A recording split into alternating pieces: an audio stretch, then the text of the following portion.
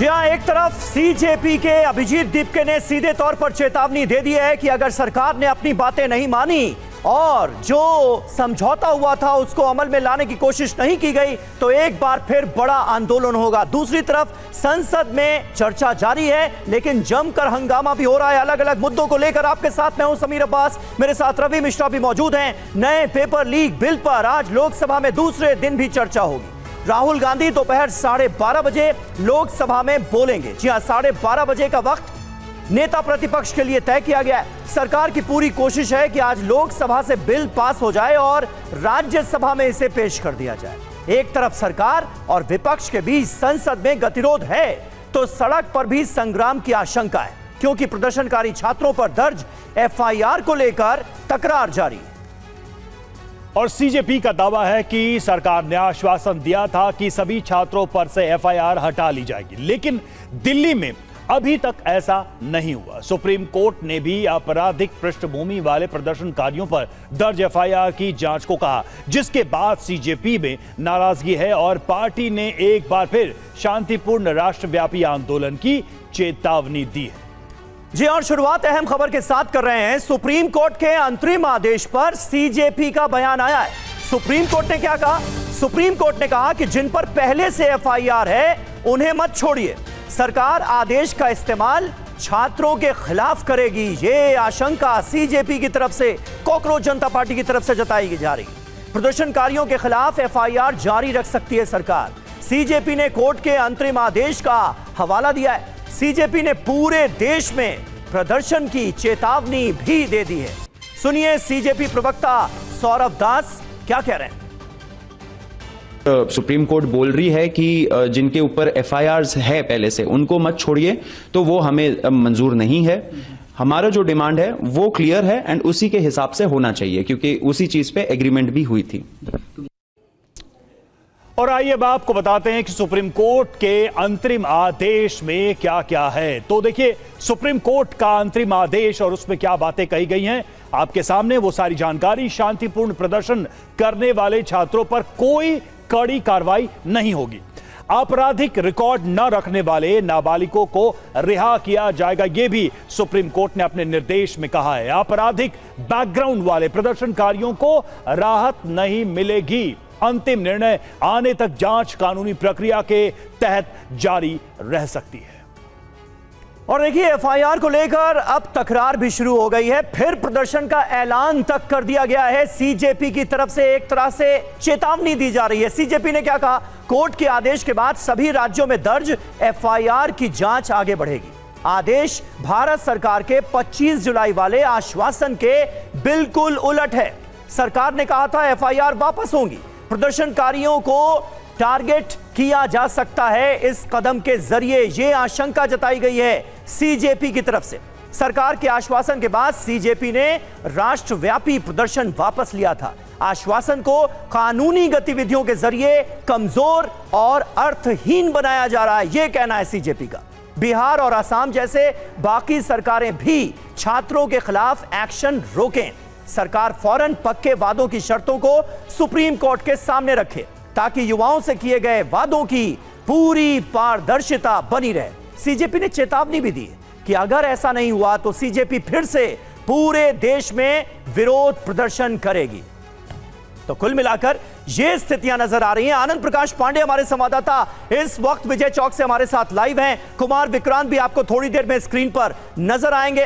कांग्रेस खेमे की स्ट्रैटेजी क्या है वो बताएंगे। और स्टूडियो में दो वरिष्ठ पत्रकार हमारे साथ मौजूद हैं। समीर चौगावकर जी हमारे साथ हैं और विजय त्रिवेदी जी हमारे साथ मौजूद हैं। आप सभी का स्वागत है। लेकिन सबसे पहले आनंद, मैं ताजा अपडेट आपसे चाहूंगा सीजेपी के इस रुख के बाद सरकार का पक्ष क्या है। देखिए, कुल मिलाकर सीजेपी की एक्सपेक्टेशन, उम्मीद तो यही है कि जो समझौता हुआ था और जिन बातों पर सरकार राजी हुई थी उसकी पूरी डिटेल भी सुप्रीम कोर्ट में साझा की जानी चाहिए, वरना सुप्रीम कोर्ट के निर्देशों का गलत इस्तेमाल किया जा सकता है और छात्रों पर दर्ज एफआईआर को बरकरार रखा जा सकता है इसके जरिए। इस पर सरकार का क्या पक्ष है?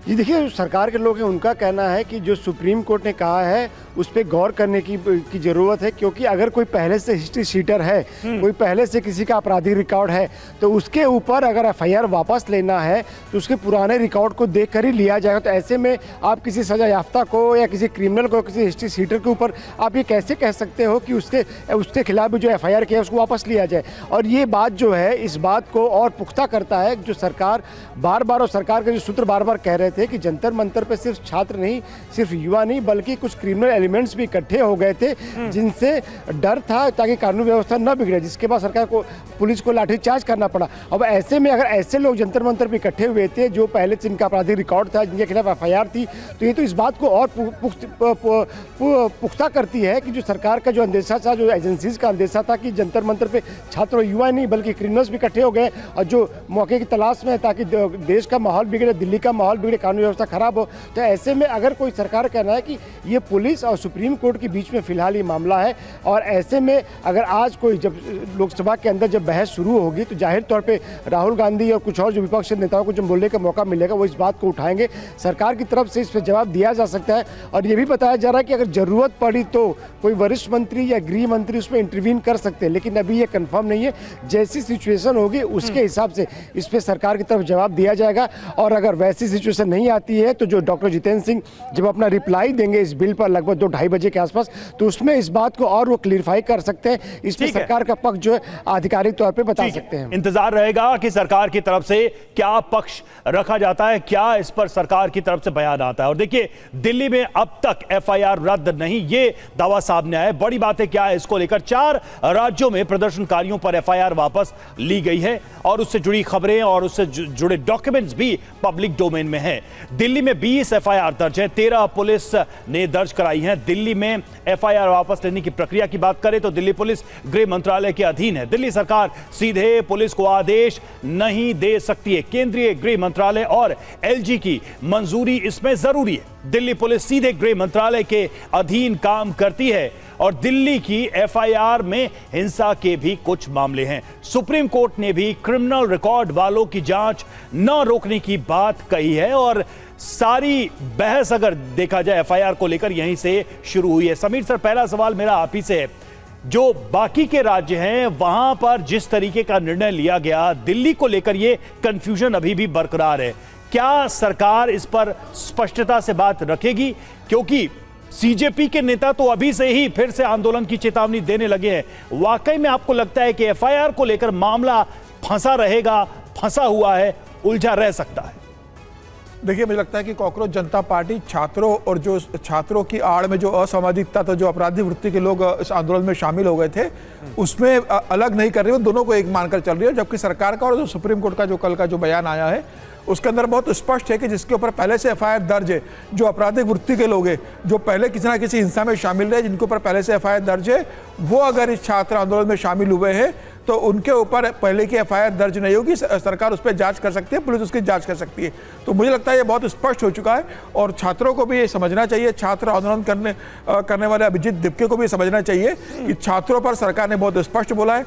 जब जगत प्रकाश नड्डा और जितेंद्र सिंह ने जब कॉकरोच जनता पार्टी के वार्ताकारों के साथ जब बैठक की थी, आशुतोष राका के साथ बैठक की थी और सौरभ दास के साथ बैठक की थी, अब स्पष्ट कहा था कि छात्रों पर जो भी एफआईआर दर्ज है वो वापिस होगी। लेकिन छात्रों का मतलब ये नहीं है कि छात्रों की आड़ में अगर कोई असामाजिक तत्व उसके अंदर घुसा है, उन्होंने वहां हिंसा करने की ये इसलिए ये सवाल थोड़ा सा और उलझ जाता है क्योंकि कई ऐसे मामले हैं जिसमें पुलिस पर हमला किया गया, पुलिस के अधिकारी घायल होते हैं, पब्लिक प्रॉपर्टी को नुकसान पहुंचाया जाता है। अब ये सब किसने किया, इसको कैसे पुलिस क्लैरिफाई करेगी इतनी जल्दी कि इसमें कौन छात्र था, कौन अपराधी था? क्योंकि कुछ नाम सामने आए हैं, कुछ लिस्ट सामने आई है, फिर भी ये भ्रम बरकरार है। सभी मुझे लगता है कि देखिए, सीसीटीवी कैमरे से पुलिस उसको पता करेगी, पुलिस फेस रिकग्निशन के सिस्टम है उससे पता करेगी कौन अपराधी वृत्ति के लोग आ गए। इसमें समय लगेगा, बहुत ज्यादा भीड़ थी, पुलिस आइडेंटिफाइड करेगी कौन कौन लोग इसमें शामिल थे और पुलिस उस पर कार्रवाई करेगी। तो मुझे लगता है कि जो अपराधी वृत्ति के लोग जिन्होंने पुलिस पर हिंसा की, जिन्होंने सार्वजनिक संपत्ति को नुकसान पहुंचाया, जिन्होंने माहौल खराब करने की और जिन्होंने छात्र आंदोलन को एक अराजक आंदोलन में बदलने की कोशिश की, ऐसे लोगों को आइडेंटिफाइड करना चाहिए।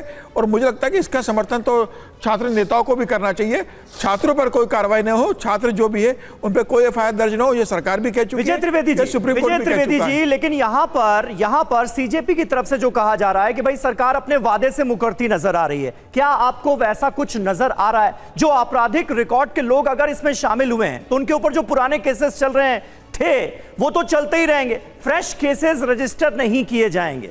ये आश्वासन के तौर पर मानकर चल रही थी सीजेपी, लेकिन अब उसे लग रहा है कि अब फ्रेश केसेस उन पर भी दर्ज किए जा सकते हैं। क्या यह बात यहीं तक सीमित है, या फिर जिन लोगों ने कानून को अपने हाथ में लिया, हिंसा की इस प्रोटेस्ट की आड़ में, उनके खिलाफ अभी भी कार्रवाई के रास्ते खुले हैं और सरकार उससे कोई समझौता करती नहीं दिखती? समीर साहब, मुझे लगता है कि ये सीजेपी के लिए एक बेहतर मौका है कि वो जो असामाजिक तत्व हैं और जो छात्र आंदोलन में शामिल थे, हाँ। उनको अलग अलग कर पाएगी। आपको याद हो जब प्रदर्शन चल रहा था तो कुछ जब हिंसा हुई तो उन्होंने कहा कि कुछ असामाजिक तत्व इसमें शामिल हो गए। बिल्कुल, उन्होंने तो स्पेसिफिक तौर पे कहा कि बीजेपी के असामाजिक तत्व इसमें शामिल हो गए। तो बीजेपी के अगर असामाजिक तत्व शामिल हो गए तो उनके खिलाफ कार्रवाई होने में सीजेपी को परेशानी नहीं होनी चाहिए। दूसरी बात, सुप्रीम कोर्ट का जो ऑर्डर है उसमें बहुत स्पेसिफिक बात कही गई है। सीजेपी शायद उसको उस तरह से नहीं देख रही। उन्होंने कहा कि जिनके ऊपर पहले से एफआईआर दर्ज है, मतलब जो एक तरह से ऑफिशियली लीगल तरीके से असामाजिक तत्व है, आदतन अपराधी है, 2000 से ज्यादा ऐसे लोग आइडेंटिफाई हुए हैं, उनके खिलाफ मुकदमे दर्ज किए जाएं, तो वो छात्र उसमें शामिल नहीं है जाहिर तौर पर। तो जो पहले से आदतन अपराधी हैं और वो इसमें शामिल हुए और आंदोलन को बदनाम करने की कोशिश की है, उनके साथ सीजेपी को नहीं दिखाई देना चाहिए। हाँ। और सरकार जिस तरह से दबाव में आई है उसमें मुझे नहीं लगता कि सरकार अपने वादे से किसी भी तरह से पीछे हटेगी। वो जिन छात्रों के एफआईआर है उसको तो वापस लेगी, उसका जो भी लीगल प्रोसेस है उसको पूरा करेगी। मुझे नहीं लग रहा कि सरकार अभी जिस तरह से जिन स्थितियों में है वो कहीं भी अपने कदम पीछे कर सकती है जो वादा किया है छात्रों के साथ। ठीक है, और इसी को लेकर सीजेपी के नेताओं ने भी बयान दिया है कि सरकार को अपने वादे पर कायम रहना होगा, नहीं तो हम इससे भी बड़े आंदोलन की तैयारी करेंगे। और देखिए, इस बीच खबर यह कि नए पेपर लीक बिल पर लोकसभा में आज भी चर्चा। दोपहर 12 बजे से होगी चर्चा की शुरुआत। राहुल दोपहर 12:30 बजे लोकसभा में बोलेंगे और अपना वक्तव्य रखेंगे। केंद्रीय मंत्री जितेंद्र सिंह दोपहर 2 बजे उसका जवाब देंगे। कल लोकसभा में करीब 9 घंटे तक चर्चा हुई थी।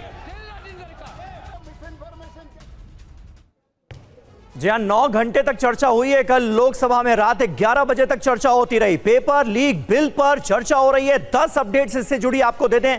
लोकसभा में आज दोपहर 12 बजे से चर्चा की शुरुआत हो जाएगी। राहुल गांधी नेता प्रतिपक्ष दोपहर 12:30 बजे लोकसभा में बोलेंगे। दोपहर 2 बजे केंद्रीय मंत्री जितेंद्र सिंह लोकसभा में अपनी बात रखेंगे। सरकार की आज ही बिल पास कराने की कोशिश होगी लोकसभा में। प्रियंका गांधी ने इस बीच पूछा है कि पैलेट गन चलाने का आदेश किसने दिया। अखिलेश यादव ने कहा कि बीजेपी ने प्रधान को हटाकर प्रधानमंत्री को बचाया है। अनुराग ठाकुर ने पेपर लीक को आतंकवाद जैसा खतरनाक अपराध कहा। इसके अलावा आरजेडी सांसद ने विधेयक को जेपीसी के पास भेजने की मांग कर दी है। सीपीएम सांसद ने नीट को खत्म करने की जरूरत के बारे में बताया है। सबने अपना अपना पक्ष रखा। जितेंद्र सिंह ने क्या कहा, सरकार की नीति ईमानदार है, इसलिए हम इस बिल को लेकर आए हैं। ये सब कुछ जो कुछ हुआ है और जो होने वाला है उसकी पूरी अपडेट हमने आपके सामने रखी। और पेपर लीक पर अखिलेश यादव का बयान। पेपर लीक पर जवाबदेही सरकार की, यह अखिलेश ने कहा है। 20 से ज्यादा पेपर लीक यूपी में हुए। अखिलेश यादव का बयान। जब उनके दल के खुद लोग शामिल होंगे पेपर लीक में तो आप उनसे क्या उम्मीद रखेंगे। अखिलेश यादव ने यह आरोप लगाया और सीधे तौर पर कहा है कि भाई उन्हीं की पार्टी के लोग इसमें शामिल होंगे तो उनसे उम्मीद कैसे। जिम्मेदारी आज की सरकार की है, वो सदन में हम लोग कह चुके हैं कि जिम्मेदारी आज सरकार की है। और सबसे ज्यादा paper leak Bharatiya Janata party की सरकार में हुई है, आम जन जानता है। और उसी की वजह से इतनी बड़ी संख्या में युवा नौजवान यहाँ पर दिल्ली में इकट्ठे हुए थे। बिल तो संशोधन हुआ है। जो पहले बिल था उस बिल जो उस पहले जो कानून था उस कानून में कितने लोगों को पकड़ा इन्होंने? 20 तो पेपर 20 से ज्यादा यूपी में हो गए, तो उसमें कितना पकड़े गए ये बताइए आप। सरकार ये बताए कितनों के खिलाफ कार्रवाई हुई है, कितने पकड़े गए हैं। जब सरकार खुद ही शामिल होगी, उनके दल के लोग खुद शामिल होंगे, तो क्या उम्मीद करोगे आप कानून से? अखिलेश सर, कॉकरोच जनता पार्टी फिर से कह रही है प्रोटेस्ट करेंगे अगर जो है प्रोटेस्टर्स को हैरेस किया जा रहा है, उनके खिलाफ केस हुए हैं, सुप्रीम कोर्ट हुई है। इसीलिए कहा कि सदन में स्टेटमेंट एक बार आ जाता और सरकार ये कह देती किसी पर मुकदमे नहीं होंगे, किसी के खिलाफ कार्रवाई नहीं होगी, तो बात साफ हो जाती है। धन्यवाद। तो देखिए अब अलग अलग राज्यों में जो पेपर लीक हुए हैं वो मामले भी, वो मुद्दे भी उठने लगे हैं। इससे पहले आपने सुना होगा बीजेपी और एनडीए के सहयोगी दलों की तरफ से उठाया जा रहा था ये मुद्दा कि कैसे कर्नाटक में पेपर लीक हुए, पंजाब में पेपर लीक हुए, और अब अखिलेश यादव कह रहे हैं कि पिछले 10 साल में यूपी में 20 पेपर लीक हुए हैं। पेपर लीक बिल पर चर्चा के दौरान आज लोकसभा में क्या होगा, इसका ट्रेलर कल ही दिखाई दिया। सुनिए कैसे बिल पर प्रियंका गांधी ने सवाल उठाए और बीजेपी सांसद अनुराग ठाकुर ने जवाब क्या दिया। संसद में विपक्ष को दोषी ठहराने से, खोखले राजनीतिक खेल खेलने से काम नहीं चलेगा। आप जेन जी का भरोसा वापस जीतना चाहते हैं तो नए नए एंगल से, अपने फोन से नए नए वीडियो बनाने से नहीं होगा।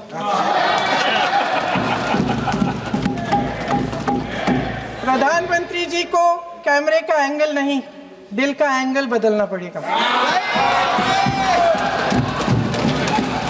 ये जेनरेशन जागरूक है, समझता है, झूठ पहचानने की उसकी अपार क्षमता है। इनका दिल और दिमाग जीतने के लिए आपको सच्चाई पर उतरना पड़ेगा। आपके शासन के चलते इस नौजवान पीढ़ी के साथ घोर अन्याय हुआ है, बर्बरता हुई है। इस सच्चाई को स्वीकार करिए। 14 CBSE class 10 math paper leak सरकार किसकी थी? कांग्रेस की। REET exam leak 2021 paper leak सरकार किसकी थी? कांग्रेस की। 2022 एसएससी सीजीएल पेपर लीक सरकार किसकी थी? कांग्रेस की। है तो आप ले कर दीजिएगा। क्या सर? सर अभी तो सर अभी तो मैं आप ले कर दीजिए। सर अभी मैं केंद्र का बता रहा हूँ। अभी मैं राजस्थान की बात करूं तो 5 साल में 19 एग्जाम हुए जिनमें से 17 पेपर लीक हुए। 17 पेपर लीक हुए। पढ़ा दूं सर, गिनवा दूं? नहीं, आप कंक्लूड कीजिएगा प्लीज। नहीं सर, गिनवाना तो पड़ेगा सर, रिकॉर्ड पे आ जाए। और कुमार विक्रांत हमारे सहयोगी इस वक्त हमारे साथ मौजूद हैं। कुमार, कल हमने देखा प्रियंका गांधी ने किस तरह से सरकार को घेरने की कोशिश की, अनुराग ठाकुर उसका जवाब देते हुए नजर आए। आज लीडर ऑफ ऑपोजिशन, नेता प्रतिपक्ष राहुल गांधी 12:30 बजे बोलेंगे। क्या रणनीति कांग्रेस पार्टी की और पूरे इंडिया ब्लॉक की नजर आ रही है आज की चर्चा को लेकर? जी, अपना सवाल दोहराएंगे कुमार। आज रणनीति क्या नजर आ रही है कांग्रेस पार्टी और पूरे इंडिया ब्लॉक की चर्चा को लेकर? देखिए, इंडिया ब्लॉक की सूत्रों के हवाले से जो हमारे पास जानकारी है वो ये है कि दोनों सदनों में गृह मंत्री सदन में आओ, ये नारे लगाए जाएंगे, क्योंकि इंडिया ब्लॉक का ये मानना है कि जिस तरीके से पैलेट गन का मामला हो या AK-47 चलाने का मामला हो या फिर लाठीचार्ज का मामला हो, इन मामलों पर सरकार की ओर से अभी तक कोई जवाब नहीं आया है। ऐसे में गृह मंत्री सदन में आओ की मांग की जाएगी दोनों सदनों में, और राहुल गांधी 12:30 बजे के करीब लोकसभा में पक्ष रखेंगे और इन सभी मुद्दों को एक बार फिर उठाएंगे। और राज्यसभा की जहां तक बात है तो ये गृह मंत्री सदन में आओ का वहां भी मांग की जाएगी, और वंदे मातरम बिल पर चर्चा होने की संभावना बहुत कम है। लेकिन जब लोकसभा से पास होकर के पेपर लीक का बिल राज्यसभा में जाएगा तो उस पर चर्चा होने की संभावना बनी हुई है। जी, और शुक्रिया कुमार आपका इस जानकारी के लिए। बिल्कुल। और विक्रांत हमें जानकारी दे रहे थे कि ऑपोजिशन की क्या रणनीति रहने वाली है आज की चर्चा के दौरान, कैसे सरकार को घेरने की कोशिश होगी। बिल्कुल समीर सर, उम्मीद क्या की जा सकती है? राहुल गांधी क्या कह सकते हैं? क्योंकि इसमें दो बातें, एक तरफ तो हम ये देख रहे हैं कि आरोप प्रत्यारोप लग रहा है किसके राज्य में, किसकी सरकार में, कितनी बार, कहां, कैसे पेपर लीक हुआ, और दूसरा एक मुद्दा था रिफॉर्म का, इस बिल को लेकर चर्चा का। क्या लूप होल्स हैं और क्या प्रस्ताव विपक्ष की तरफ से सुधार के हो सकते हैं, उस पर कम ही बहस या उस पर कम ही जिरह होती दिखाई दे रही है। निश्चित रूप से मुझे लगता है Rahul Gandhi leader of opposition है और मुझे लगता है कि कल कांग्रेस की तरफ से बोलने की शुरुआत उनको करना चाहिए थी, लेकिन कल प्रियंका गांधी बोली, आज राहुल गांधी बोलेंगे। अब सबसे बड़ा प्रश्न है कि राहुल गांधी किस भाषा में बोलेंगे, क्या हिंदी में भाषण देंगे या अंग्रेजी में देंगे, क्योंकि जब वो हिंदी में बोलते हैं तो शब्दों का चयन शायद वो नहीं कर पाते और बवाल होता है, कहना कुछ चाहते हैं, कह कुछ छोड़ देते हैं। अंग्रेजी में वो ज़्यादा कंफर्टेबल अपने आप को फील करते हैं। मुझे लगता है कि राहुल गांधी का ऐसा कोई भाषण नहीं होता है पार्लियामेंट के अंदर जिसपे सत्ता पक्ष आपत्ति न करे, बवाल न मचे जिसको लेकर। और कल प्रियंका गांधी के भाषण को भी लेकर भी सत्ता पक्ष जिस तरीके से आपत्ति की थी कि उन्होंने जिस तरीके से प्रहलाद जोशी के लिए जिक्र किया था, तो निश्चित रूप से मुझे लगता है कि राहुल गांधी के बयान में भी ऐसा कुछ रहेगा। और राहुल गांधी कोशिश करेंगे बताने की युवाओं को कि वो युवाओं के साथ है। और उन्होंने ये जो पूरा कॉकरोच जनता पार्टी का जो प्रोटेस्ट जंतर मंतर पर हुआ था, उस मुद्दे को लोकसभा में अंदर उन्होंने उठाया, उन्होंने सरकार से जवाब मांगा, वो खुद प्रधानमंत्री का घेराव करने उनके घर तक गए। तो मुझे लगता है कि राहुल गांधी बताएंगे कि वो युवाओं के साथ है। अब ये देखने वाली बात होगी वो किस तरीके से अपने आप को युवाओं के साथ जोड़ते हैं, वो सरकार को किस तरीके से एक्सपोज करते हैं, इस कानून को बेहतर करने के लिए क्या बताते हैं। और जो आरोप लग रहे हैं कि कांग्रेस की सरकारों में भी जिस तरीके से पेपर लीक हुए, राहुल गांधी इसको क्या जवाब देते हैं। मुझे लगता है कि लीडर ऑफ अपोजिशन को राहुल गांधी को तैयारी के साथ आना चाहिए, बेहतर भाषण देना चाहिए और बेहतर सुझाव भी वहां पर सरकार के सामने रखना चाहिए। युवाओं से राहुल गांधी कैसे जोड़ते हैं आज के बयानों के जरिए, आज के अपने संबोधन के जरिए, ये देखने वाली बात होगी विजय जी। लेकिन यहां पर एक महत्वपूर्ण बात यह भी है कि चाहे पेपर लीक का मुद्दा हो या शिक्षा व्यवस्था में सुधार का मुद्दा हो, छात्रों की गूंज कार्यक्रम के जरिए राहुल गांधी देश के अलग अलग हिस्सों में पहुंचकर डायरेक्ट संवाद करते हुए छात्रों से नजर आए थे। और उसके बाद सीजेपी के प्रोटेस्ट के बाद भी हमने उन्हें लीड लेते हुए देखा, सरकार को घेरने की जिस तरह से उन्होंने कोशिश की, आंदोलन करते हुए सड़क पर भी नजर आए। ऐसे में आपकी एक्सपेक्टेशन क्या है आज नेता प्रतिपक्ष के संबोधन से? देखिए, ये बात ठीक है कि राहुल जी लगातार इस मामले को उठाते रहे। इनफैक्ट सीजेपी से पहले उन्होंने नीट के पेपर लीक का मामला उठाया था और वो गूंज के दौरान जो उनका प्रोग्राम है एनएसयूआई का, उसमें भी वो अलग अलग शहरों में जाकर बोलते रहे, पार्लियामेंट में भी उन्होंने उठाया है। लेकिन वो जब जंतर मंतर पर छात्रों का प्रदर्शन हो रहा था तो वो वहाँ नहीं गए, वहाँ छोड़कर प्रधानमंत्री आवास पर गए। खैर, वो उनका अपना स्टाइल है, अपना काम करने का, वो नहीं समझ रहे होंगे कि क्रेडिट किसी और को दिया जाए। लेकिन आज जो बहस होनी है, एक बात तो मैं ये कहूँ कि कल की जो बहस है उसमें जो पेपर लीक को लेकर और एजुकेशन सिस्टम को रिफॉर्म को लेकर जो चर्चा होनी चाहिए थी, उस तरह के कोई ठोस जवाब नहीं आए। एक दूसरे पर आरोप लगाना या जो लैंग्वेज जगलरी जिसे हम कहते हैं, उसको ज़्यादा कोशिश की गई और ज़्यादा एमपीज ये बताने को रहे कि वो जैन जी की जो लैंग्वेज है, लिंगो जिसे आप कहते हैं, वो डेलिलू हो या क्लोज्ड इट हो या दिल का एंगल हो, वो सारी बातें करते रहे। तो उससे बेहतर होता है कि उस पर काम करें। लेकिन आज का दिन जब राहुल जी बोल रहे होंगे तो समझिए पहले कि पहला उनका निशाना होंगे अमित शाह जी, होम मिनिस्टर साहब। और जो सीजेपी भी कह रही है कि अपराधियों को मामले को लेकर, जिस पर बार बार बात हो रही थी कि प्रधानमंत्री जी नहीं तो कम से कम होम मिनिस्टर साहब बोले पैलेट गन को लेकर, AK-47 के यूज़ को लेकर, तो राहुल जी का दबाव जो है, जोर जो है, वो इस बात पर रहेगा कि सरकार की तरफ से होम मिनिस्टर जवाब दें कि पुलिस की कार्रवाई किस तरह से की गई। और रिफॉर्म पर क्या होता है, मैं तो बार बार इस पर जोर दे रहा था कि ये मौका है पेपर लीक के बहाने हम पूरे एजुकेशन सिस्टम पर रिफॉर्म पर काम करें।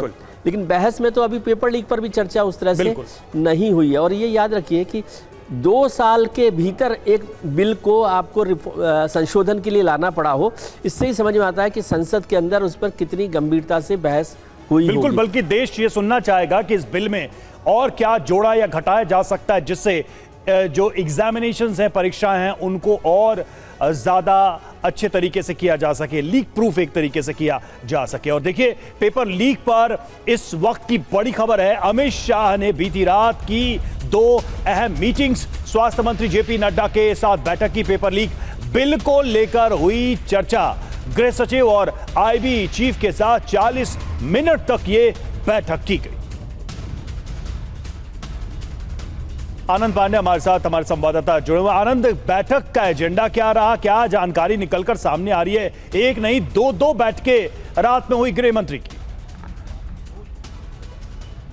जी, जो रात में जो बैठकें हुई उसमें जो आपने नाम लिया, उसके अलावा संसदीय कार्य मंत्री किरण रिजिजू भी उस बैठक में मौजूद थे, जिसमें अमित शाह थे और जेपी नड्डा थे, साथ ही साथ प्रहलाद जोशी थे। और बताया जा रहा है कि आज जो सरकार का जवाब होने वाला, उसको लेकर उस बैठक में चर्चा हुई। जैसे कि अंदाज़ा लगाया जा रहा है कि हो सकता है कि अमित शाह या सरकार की तरफ से कोई वरिष्ठ मंत्री आज जितेंद्र सिंह की रिप्लाई के पहले बोल सकता है, जिस तरह से पैलेट गन को लेकर या लाठीचार्ज को लेकर लगातार विपक्ष की तरफ से आरोप लगाया जा रहा है, उसको लेकर।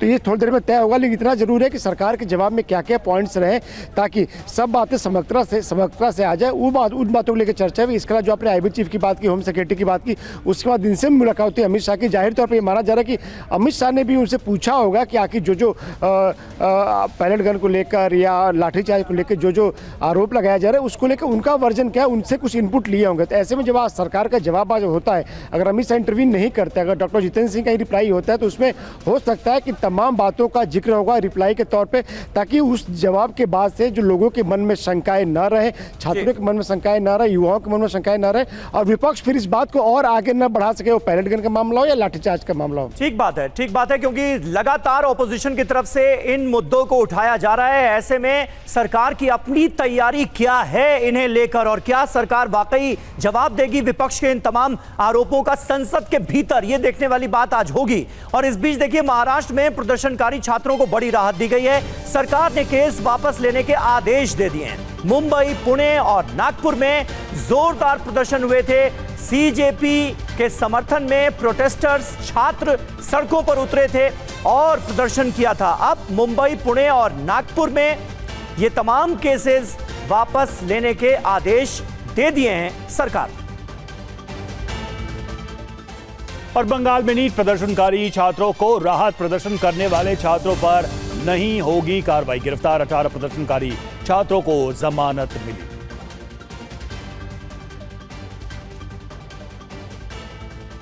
और विजय त्रिवेदी जी हमारे साथ मौजूद हैं। विजय जी, यहां पर सवाल यही है कि जब देखिए एक एक करके 4 राज्य तो सामने आ चुके हैं जिन्होंने प्रदर्शनकारी छात्रों को राहत दे दी है, केसेस वापस हो गए हैं। दिल्ली में अभी तक ऐसा नहीं हुआ है, जिस पर एक तरह का गतिरोध भी नजर आ रहा है। क्या इस तरह के मामलों को क्लियर करने की भी जरूरत है, ताकि सीजेपी के प्रोटेस्टर्स को, सीजेपी के कार्यकर्ताओं को, और सबसे बड़ी बात उनके हजारों लाखों की संख्या में स्टूडेंट सपोर्टर्स को यह ना लगे कि उनके साथ धोखा हो रहा है। सरकार ने वादा कर दिया लेकिन अब वादे को निभाया नहीं जा रहा है। बिल्कुल ठीक बात है। जो आंदोलन जब खत्म किया गया, विड्रॉ किया गया, तो सरकार ने इस बात पर जोर दिया, और सरकार ने इस हद तक गए कि वो रात को 12 बजे 1 बजे असम में, बिहार में और जगहों पर उन्होंने नोटिफिकेशन जारी करके उन आंदोलनकारियों के खिलाफ जो मामले थे, मुकदमे थे, उनको एफआईआर को वापस लेने की बात की है। दिल्ली में अभी तक उस पर फैसला नहीं हुआ, जबकि दिल्ली के ज़्यादातर लोग हैं। और दिल्ली में एक और डेवलपमेंट से आशंका लोगों को हो रही है कि दिल्ली पुलिस ने जो फेस रिकॉग्निशन के थ्रू करीब 2500 से ज़्यादा लोगों को फेस रिकग्नाइज किया और कहा है कि भाई ये अपराधी किस्म के लोग हैं, उनमें मर्डर के मामले वाले लोग भी हैं, डकैती वाले लोग भी हैं। तो छात्रों को लग रहा होगा कि कहीं इसमें उनके कुछ खास छात्रों को शामिल ना कर लिया जाए, उन नामों को नहीं ले लिया जाए और उन पर मुकदमे दर्ज किए जाए। तो उस पर ज़्यादा ज़रूरी है उनको भरोसा दिलाना कि नहीं, छात्रों के खिलाफ कार्रवाई नहीं होगी। और इसीलिए मुझे लग रहा है कि आज जब डॉक्टर जितेंद्र सिंह जब इसका रिप्लाई करेंगे, उससे पहले विपक्ष इस बात की मांग करेगा कि सरकार की तरफ से कोई या होम मिनिस्टर इस पर पूरा खुलासा करें, क्लैरिफाई करें कि छात्रों के खिलाफ कोई भी मामला नहीं चलेगा। ये नहीं होगा तो मुझे लगता है कि बहुत हंगामा हो सकता है सदन के अंदर। बिल पास होने में तो मुझे संभावना कम लग रही, क्योंकि बहस हो गई है, विपक्ष वॉकआउट भी कर जाएगा, तब भी बिल तो पास हो ही जाएगा। लेकिन होम मिनिस्टर क्या जैसा एश्योरेंस दिया गया, ऐसी चर्चा हो रही थी, उस एश्योरेंस को पूरा करती है सरकार। और जब होम मिनिस्टर ने आईबी चीफ से और होम सेक्रेटरी से बात की, तो इसका मतलब है कि वो अपडेट उन्होंने लिया होगा कि क्या स्थिति है मुकदमों की, और उस पर एक खुलासा सरकार को करना चाहिए। और देखिए, नीट पेपर लीक से जुड़ी एक और खबर आपको बता दें। सीबीआई की चार्जशीट पर आज सुनवाई, और राउज एवेन्यू की स्पेशल फास्ट ट्रैक कोर्ट में होगी सुनवाई। सीबीआई के 13 अभियुक्तों के खिलाफ चार्जशीट।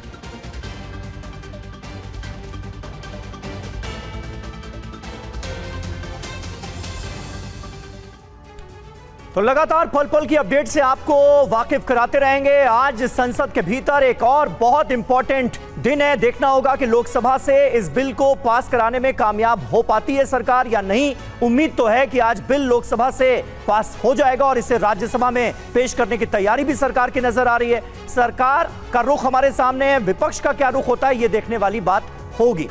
बहुत बहुत शुक्रिया आप सभी का हमारे साथ इस बातचीत में जुड़ने के लिए।